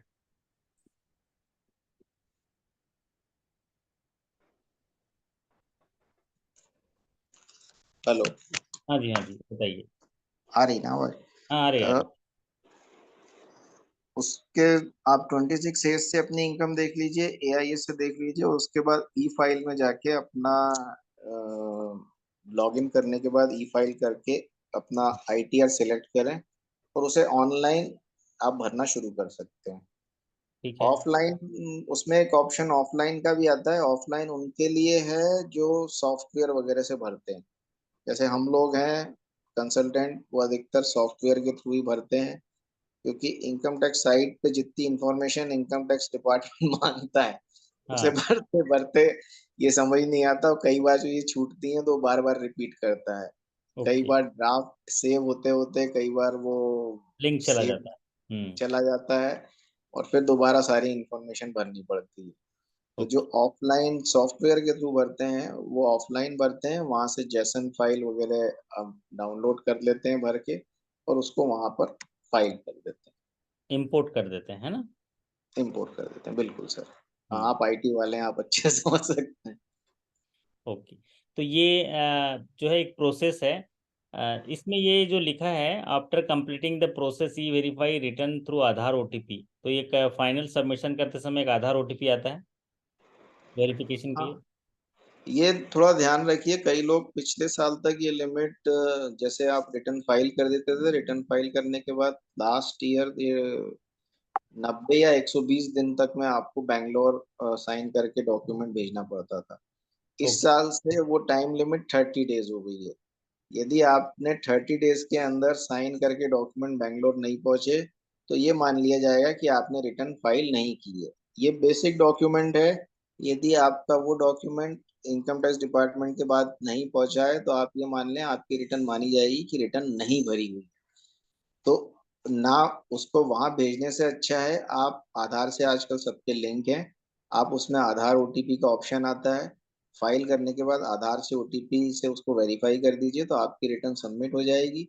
सबमिट होने के बाद आपका रिटर्न प्रोसेस हो जाएगी और अकॉर्डिंगली फर्दर उसमें जो रिफंड की प्रोसेस होनी है या असेसमेंट की प्रोसेस होनी है वो इनकम टैक्स डिपार्टमेंट से शुरू हो जाएगी। ओके। तो ये था इजी, जो स्टेप था वैसे इजी नहीं है, मैं भी करके देखा। नीलेश जी बहुत मतलब डिफिकल्ट होता है वहाँ पर जो ऑनलाइन सबमिट करना होता है। तो मैं प्रेफर करता हूँ कि किसी जो कंसल्टेंट हैं उनको दे दें, और सही तरीके से जो आप कर रहे हैं, जैसे कि आप चीज़ों को हमारी मदद करते हैं, तो आप लोग आप सब कर देते हैं, तो हमें पता ही नहीं चलता, हमें अच्छा लगता है कि वह सही जानकारी गई है। तो यहाँ पर मैं साथियों को बताना चाहूँगा कि अगर आपको कोई मदद चाहिए तो जैन साहब हैं हमारे, नीलेश जैन जी दोस्त ही हैं हमारे हमारे जैसे हैं, तो मदद भी कर देंगे। क्योंकि ये पार्ट जो है आपको करना आना चाहिए, और ये ज़रूरी है कि आप जो है इसको समय पर करें, तय समय पर करना बहुत ज़रूरी है। तो जैन साहब आपका मैं कांटेक्ट डिटेल्स वगैरह भी साझा कर दूंगा, अगर हमारे साथी जो हैं आपसे कॉल करें तो आप थोड़ा मदद कर दीजिएगा उनको। जी जी जी। तो यहाँ पर कौन सा फॉर्म जो है करना है, जैसा कि हम ITR 1 जो और 2 ये बताए थे कि एनुअल इनकम 50 लाख तक पेंशन सैलरी वाला ITR 1 आप बताए खुद, ITR 2 जो है कैपिटल गेन्स के जुड़ा हुआ इनकम है, और ITR 3 जो बिजनेस है, ITR 4 बिजनेस है। ये थोड़ा क्वेश्चन पूछता है, ये सहज और सुगम के लिए पूछता है कौन सा फॉर्म है। तो ये ITR 5, 6 और 7 ये क्लियरिटी से यहाँ दिया गया है, जो हम पहले ही डिस्कस कर चुके हैं। अब कंपनीज और हाँ, यहाँ पर डॉक्यूमेंट ITR फाइल करने के लिए, जैसे कि हमारे जैन साहब ने बताया कि क्या क्या चीज़ें हमको ऑनलाइन जो फाइल करना है उस समय रखना जरूरी है। तो पैन कार्ड और साथ ही साथ ये आपका form 26AS, form 16A, 16B, 16C। ये 16B और 16C क्या है, थोड़ा बता दीजिए हमें साथियों। 16B आपका TDS सर्टिफिकेट है, जो आप इंटरेस्ट और अ, जो आपने बैंकों में FD रखे होंगे, जब आप वहां से लेंगे तो जो फॉर्म इशू करते हैं वो ओके। है फॉर्म 16C भी TDS सर्टिफिकेट्स ही हैं। ये सारे TDS सर्टिफिकेट हैं जो आपको अलग अलग सेक्शन में जो कटते हैं उसके हिसाब से वो इशू करते हैं। Okay. Salary slips, bank statement, interest certificate, TDS certificate, proof of income tax saving investment. तो जो टैक्स सेविंग इन्वेस्टमेंट है उनके प्रूफ वगैरह कहीं अटैच करने होते हैं क्या, ये जो डॉक्यूमेंट्स है कहीं अटैच करने होते हैं? आपको अब आज की डेट में आपको किसी भी तरह का कोई भी डॉक्यूमेंट अटैच करने की जरूरत नहीं है।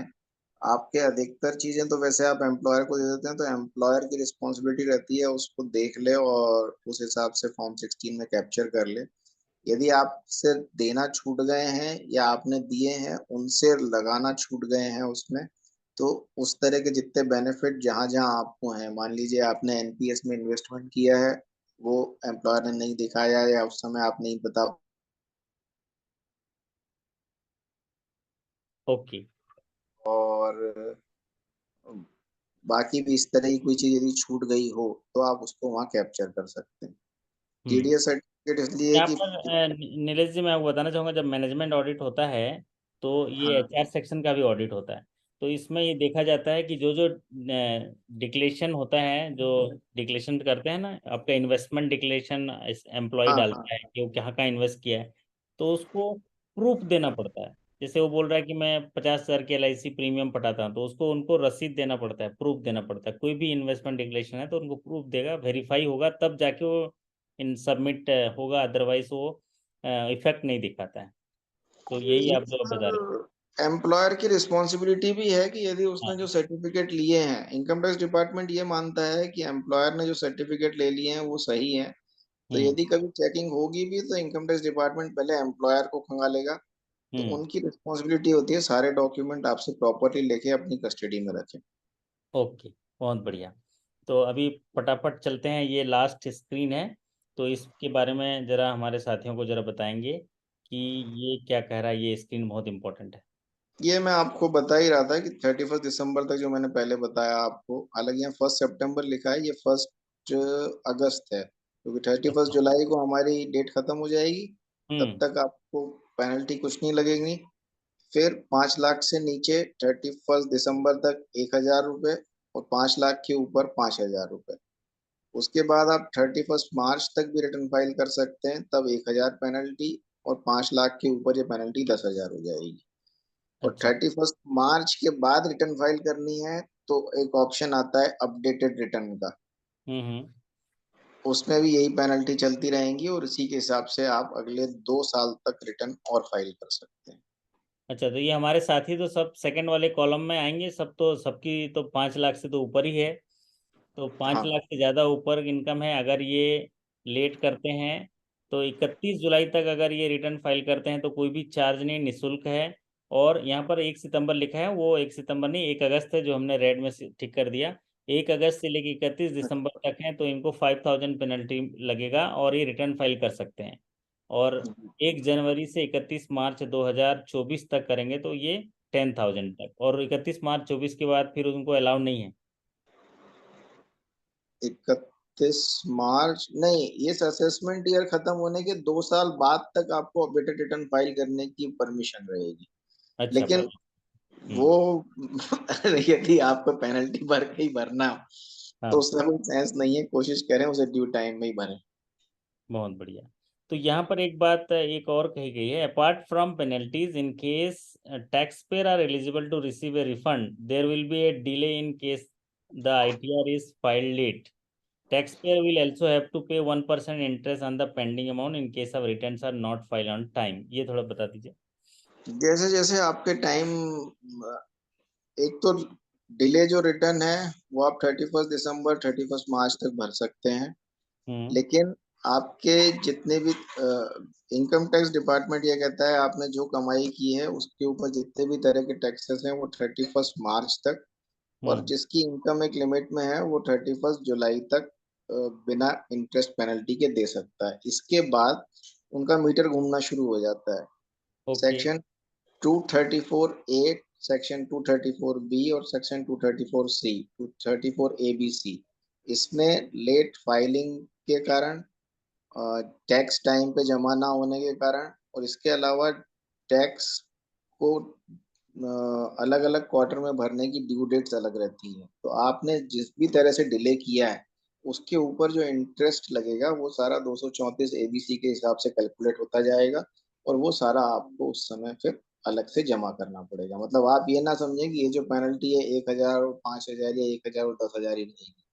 मान लें आपने यदि 15,000 टैक्स भरना बाकी है तो उसके ऊपर वो 234 ABC तीनों के मीटर चलेंगे, और उसके हिसाब से 1% की बजाय वो हो सकता है उन तीनों के 3-4% तक हो जाए, और 6 महीने में आपको उसके कारण 20-25% तक भी अलग से इंटरेस्ट भरना पड़ सकता है। ओके। 1% वो इंटरेस्ट है, पेनल्टी है ना, और एक्स्ट्रा हाँ, जो टैक्स अमाउंट। इंटरेस्ट इंटरेस्ट है, वो पेनल्टी नहीं है। 234 ABC में इंटरेस्ट ही है वो, इंटरेस्ट। पेनल्टी। पेनल्टी हाँ, तो ये ऊपर है 5,000 10,000। हाँ तो जी, हाँ जी। नीलेश जी, हमारे साथियों के लिए इम्पोर्टेंट भी हो जाएगा कि अगर उनसे पूछा जाएगा कि अगर लेट फाइल होता है रिटर्न तो कितनी पेनल्टी का प्रोविज़न है, तो सब ये स्लैब याद रखेंगे। मैक्सिमम पेनल्टी जो है 10,000 है उसको याद रखेंगे, ज़्यादातर ऐसी पूछता है। मैक्सिमम पेनल्टी 5,000 हाँ, का, हाँ, 5 लाख से ऊपर है तो 10,000। और अगर बिल्कुल। 1 अगस्त से लेके 31 दिसंबर तक है तो 5,000। और 5 लाख से नीचे है तो पेनल्टी 1,000। तो ये भी उनके लिए एक जानकारी है कि जो पेनल्टी, मैक्सिमम पेनल्टी ये है 10,000 है, यहाँ पर दी जाती है। यहाँ पर प्रोविजन है उनका। अब एक थोड़ा क्वेश्चन आंसर फटाफट कर लेते हैं। क्वेश्चन आंसर हमारे साथी हम दोनों स्क्रीन पर रहेंगे, नीलेश जी भी रहेंगे। तो बाकी साथी जो फटाफट जरा यहाँ चैट बॉक्स में करते जाएंगे और इसका आंसर देते रहेंगे। पहला सवाल आपकी स्क्रीन पर मैं लेता हूँ। यहाँ पर देखिए पहला सवाल। और सवाल ये है, which tax regime allowed tax payer to avail deduction for items such as house rent allowance, HRA, travel allowance, LTA and professional tax? Old tax regime, new tax regime, both regime allow the same deduction, the deduction for these item are not available in either regime। अभी आप लोगों ने देखा होगा कि इन्हें ये जो टैक्स यहाँ पर रिजीम की बात की गई, दो ओल्ड और न्यू, इनमें कौन अलाउ करता है कि इसमें जो डिडक्शन है अवेल किया जाएगा, ओल्ड में कि न्यू में, कि दोनों में, कि दोनों में नहीं? जरा चैट बॉक्स में जरा साथी जरा बताइए जरा क्या क्या बता रहे हैं। हाँ, बहुत सारे साथियों का ए आ रहा है। इसका कहने का मतलब ये सवाल ये बोल रहे हैं कि जो भी आप हाउस रेंट अलाउंस है, HRA है, ट्रेवल है, ये कवर किया जाता है कौन से रिजिम में?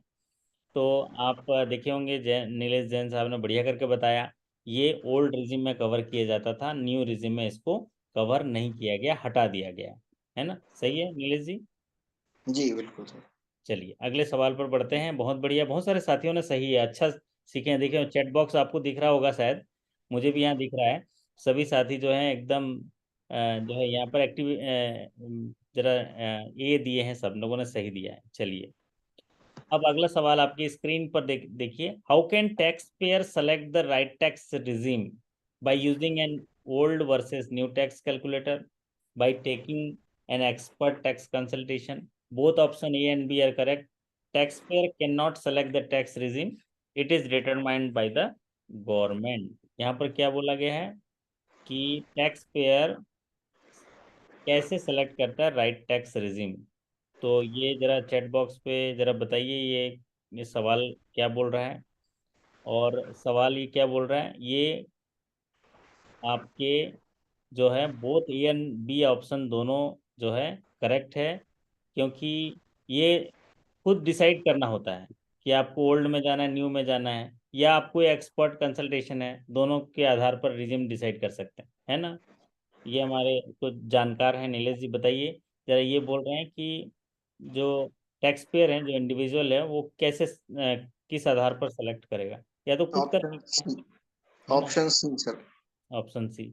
या तो कंसल्टेंसी पे चले जाएं।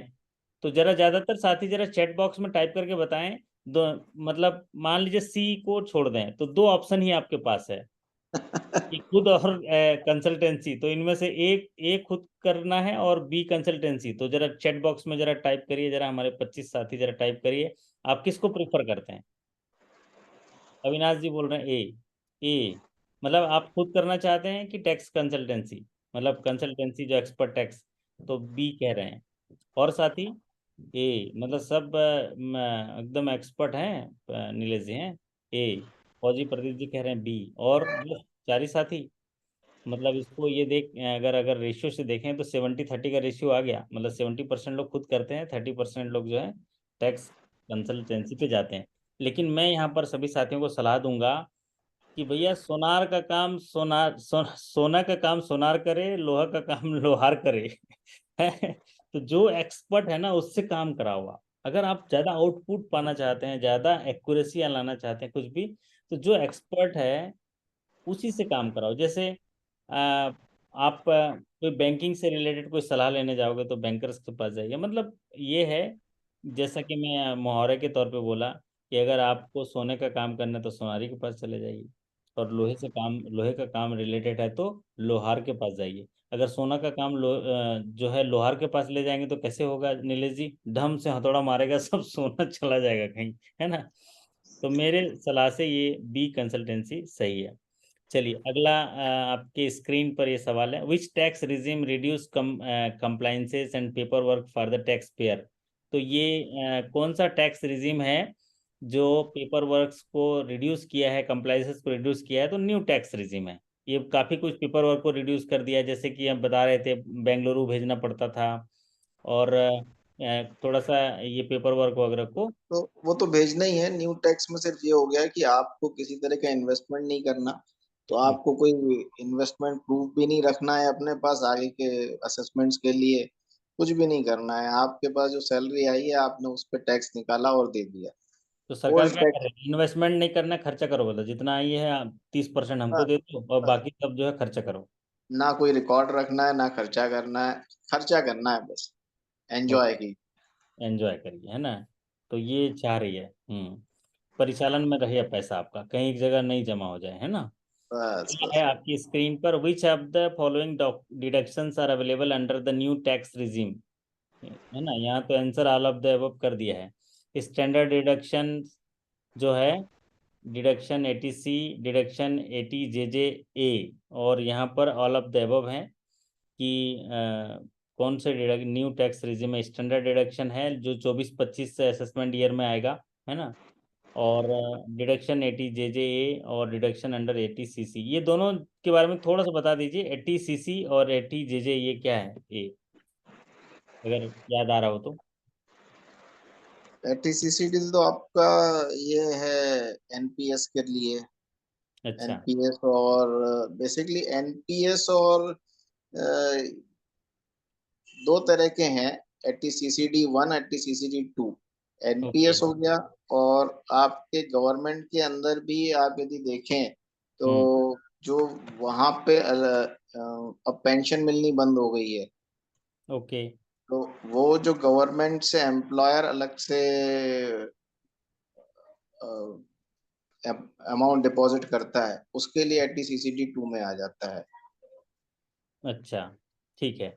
चलिए अगले सवाल पर चलते हैं। फिर अगला सवाल। ये कुछ हाँ, स्टाफ के लिए है, अलग से रिक्रूटमेंट है, उसके ऊपर डिडक्शंस के हिसाब से है, तो वो थोड़ा अलग चीज है। तो अगला सवाल हमारे साथियों के लिए बहुत इंटरेस्टिंग है। सवाल है, can I file the income tax return after the due date? Due date के बाद फाइल कर सकते हैं क्या? नो, नहीं फाइल कर सकते। Yes, you can file after the due date without any penalty. Yes, you can file the ITR after the due date but with penalty, और नन ऑफ द अबव। तो हमारे साथी जरा फटाफट यहाँ टाइप कर रहे हैं, देखिए। यस यस कर सकते हैं सब, है ना? तो कर सकते हैं और सब सी में लगाते हैं, है ना? तो सब सी में टिक लगा दिए नीलेश जी कि फाइल कर सकते हैं, लेकिन पेनल्टी है। और वो पेनल्टी कितना है? 10,000 है। अगर वो दिसंबर तक पे करते हैं से 1 अगस्त से लेके, तो 5,000 है। और अगर 1 जनवरी से मार्च तक करते हैं तो 10,000 है, अगर 5 लाख से ज़्यादा की इनकम है तो लेट फाइल कर सकते हैं, बशर्ते कि 10,000 एक खर्चा करना पड़ेगा उनको, है ना? चलिए, अब बात करते हैं अगले यहाँ पर सवाल पर। अगला सवाल यहाँ पर देखिए। सवाल, if is it possible to file income tax return without form 16? No, form 16 is mandatory for filing ITR. Yes, it is possible to file ITR without Form 16. Form 16 is not applicable for filing ITR, none of the above. तो ये जो है possible है, Form 16 के बिना भी जो है पॉसिबल है। तो ये थोड़ा बताइए इस सवाल के बारे में। ये आपको फॉर्म 26 एज जो आप डाउनलोड करोगे, उसमें आपकी इनकम भी दिख जाती है, तो हम्म। आप वहां से वो इनकम ले सकते हैं। लेकिन कई बार अमाउंट वहाँ प्रॉपर समझ नहीं आता, तो अच्छा। यदि सही है तो आप उसके बेस से भर सकते हैं। लेकिन मैं अभी भी कहता हूँ फॉर्म 16 तो आपके पास सैलरी के लिए, क्योंकि उसमें सारी चीजें अलग अलग दिखी रहती हैं, तो सैलरी के लिए आप रखें तो ज्यादा बेटर रहता है कि भैया आपके कौन सा डिडक्शन, क्या चीज उसमें ली है, नहीं ली हुई है, तो हम्म। बाकी चीजें प्रॉपर वे में जस्टिफाई हो जाती है। भर आप उसके बिना भी सकते हैं, लेकिन उससे आपको जस्टिफिकेशंस प्रॉपर मिल जाते हैं। बहुत बढ़िया। चलिए, तो ये थे कुछ महत्वपूर्ण जानकारी जो हम इनकम टैक्स पे चर्चा कर रहे थे, जिसमें हम जाने कि इनकम टैक्स क्या है, उनके स्लैब क्या है, इनकम टैक्स की जो पुरानी व्यवस्था क्या है, और ओल्ड रिजिम क्या है, और नई टैक्स रिजिम क्या है, और इसके बेनिफिट क्या है, इनमें कौन कौन से डिडक्शन शामिल होने के लिए कवर हैं, एलिजिबल हैं, और इसके रिटर्न फाइल क्या कब कब करने हैं, कौन कौन से फॉर्म यूज करते हैं, और कैसे रिटर्न फाइल कर सकते हैं, साथ ही साथ अगर रिटर्न फाइल में लेट हुआ तो क्या क्या पेनल्टी है। तो 5 मुख्य बिंदुओं पे हम आज चर्चा की। टैक्स क्या है, टैक्स के स्लैब क्या हैं, और उस स्लैब के आधार पर कौन सा टैक्स रिजीम आपके लिए बेनिफिट हो सकता है, और दूसरा उनके जो है क्या क्या फॉर्म फाइल करने होते हैं रिटर्न के लिए, और उनमें टाइम लिमिट क्या है। तो आज जो है हमारे लिए बहुमूल्य समय दिया हमारे नीलेश भाई ने, और हम बहुत समय से रिक्वेस्ट किए थे, तो आज उनके दर्शन हो गए। दर्शन के साथ साथ जो है उन्होंने बहुत सारी कटौती के बारे में बताया।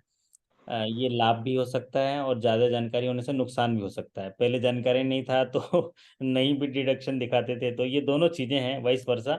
लेकिन जानकारी होना बहुत ज़रूरी है। और अपने साथ एक टैक्स कंसल्टेंट का भी होना बहुत ज़रूरी है। तो हमारे जितने भी साथी जुड़े हैं हमारे साथ, वो भी आपकी मदद ले सकते हैं, हमारे नीलेश जी की। वो बहुत ही अच्छे से मदद करते हैं, और जो साथी खुद कर सकते हैं वो कर ही रहे हैं और अच्छे से कर पाएंगे। फिर भी अगर कोई डाउट है तो हम लोग इस तरह से सेशन लाएंगे, और एक आध सेशन और भी करेंगे, जो और कुछ बारीकियों को थोड़ा एग्जाम्पल के तौर पे हम लोग बताएंगे।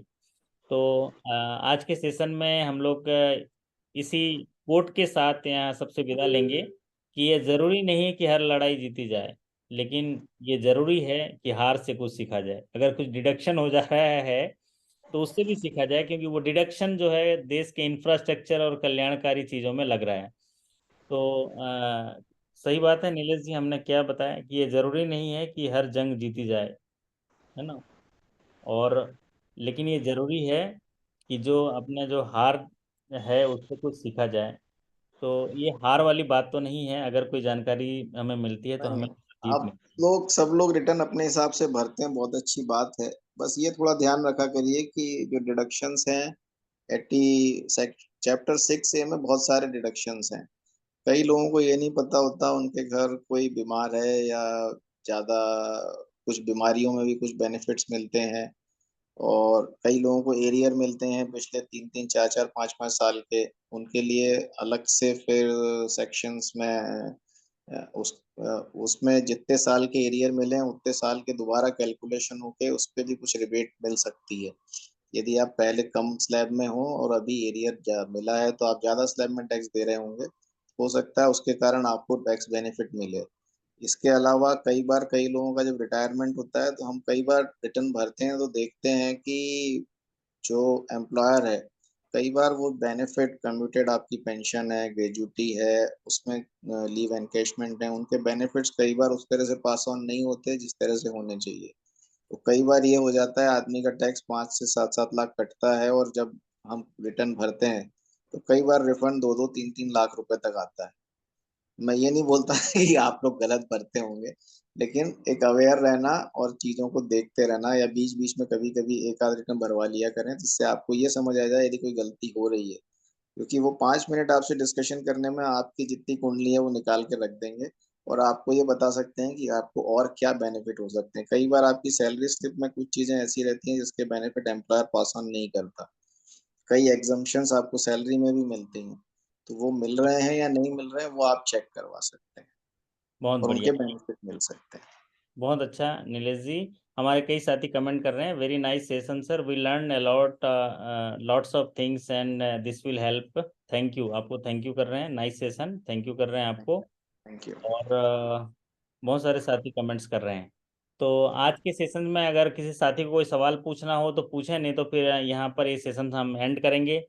और मैं आपको जो है अगर इससे रिलेटेड कुछ चाहिए जानकारी डिटेल में तो भी नीलेश जी का मैं नंबर साझा कर दूंगा, आप लोग डायरेक्ट बात कर सकते हैं, उनसे सलाह ले सकते हैं। वैसे हमारे परिवार के साथ तो जुड़े ही हैं, तो हमेशा हमें मदद करते रहेंगे।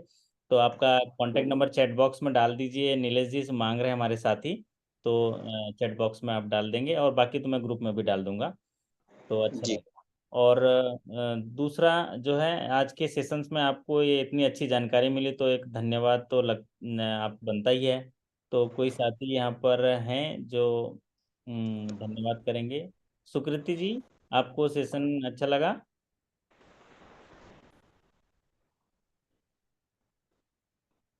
सुकृति जी हैं? हेलो जी सर। हाँ, आप सीख पाए, थोड़ा बहुत जानकारी सीख पाए? जी एक्चुअली आधा मैंने मिस कर दिया। कोई बात नहीं, आपको रिकॉर्डिंग मिल जाएगी। तो जी हमारे सर। नीलेश जी के लिए आज गेस्ट हैं ना, तो अतिथि देवो भव। हम लोग तो भारतीय संस्कृति में सराबोर रहते हैं और इसको पालना भी करते हैं, तो थोड़ा धन्यवाद ज्ञापन कर दीजिए, इन्होंने बहुमूल्य जानकारी दी, समय दिया, और समय की कीमत है। जी जी सर, आपका बहुत बहुत धन्यवाद। हम लोगों को अपना कीमती समय देने के लिए और इतनी अच्छी जानकारी हम लोगों को देने के लिए। बहुत सारी चीजें रहती है जो हम लोगों को पता ही नहीं रहती हैं कि ये सब चीजें हैं भी, बहुत छोटी छोटी सी चीजें। तो ये सब की हाँ, जानकारी देने के लिए बहुत बहुत धन्यवाद आपका सर। ओके, और कोई साथी कुछ बोलना चाहेगा? एक चीज मैं बोलना चाहूंगा सर, बहुत बहुत धन्यवाद। और मेरे हिसाब से कभी भी आईटीआर भरवाइए तो एक्सपर्ट से भरवाइए तो बेटर रहता है, क्योंकि मैं एक बार भरा था और फंस गया था। हाँ, ये आप सही कह रहे हैं और कई बार। उसमें क्योंकि क्वेरी अगर आईटीआर देती है तो हम उसका जवाब नहीं दे पाते हैं, रिप्लाई, क्योंकि हमें आइडिया है नहीं। तो उसमें जवाब भी देते हैं, फिल नहीं कर पाते हैं। तो बेटर ये रहता है कि अगर एक्सपर्ट से भरवाते हैं तो आसानी से कोई भी क्वेरी रहता है, मतलब उनकी लाइबिलिटी हो जाती है एक तरह से, कहिए कि वो अपना आपका रिटर्न करवा ही देंगे, या जो भी जवाब देना है वो आसानी से जवाब दे देते हैं। तो बेटर हमेशा रहता है। 1,000-2,000 रुपए बहुत ज्यादा वो फीस भी नहीं लगते हैं, और सीखने हाँ नॉलेज के लिए जरूरी है, लेकिन भरवाने के लिए हमें लगता है कि जरूर मदद देनी चाहिए। ओके, बहुत बढ़िया। तो ये सेशन अच्छा लगा फौजी प्रदीप जी? हाँ, बहुत ही एकदम। अच्छा लगा सर, बहुत ही उपयोगी है। ओके, बहुत अच्छी बात है। चलिए, तो और एक साथी कोई कुछ कह दे। सीमा देवांगन जी, आवाज पहुंच रही है हमारी? शिवाजी, शिवाजी, आवाज पहुंच रही है? आप बोल पाएंगे कुछ? शिवाजी बॉम्बे से हैं? अच्छा, शिवाजी तक आवाज नहीं पहुंच रही है। प्रतिभा जी, आवाज आ रही है?